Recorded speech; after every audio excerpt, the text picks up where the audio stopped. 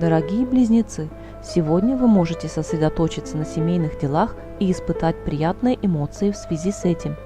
Возможно, вам придется заняться вопросами здоровья кого-то из родителей и посетить в связи с этим медицинские учреждения. 5 июня, четверг. День Юпитера.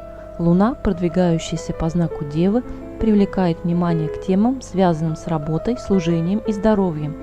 В утренние часы оппозиция Луны и Нептуна может повысить чувствительность и интуицию. Однако мы можем слишком углубиться в мечты и потерять связь с реальностью. Трин Луны и Венеры может повысить творческие способности и романтизм. В течение дня Луна в Деве может обострить щепетильность и педантизм.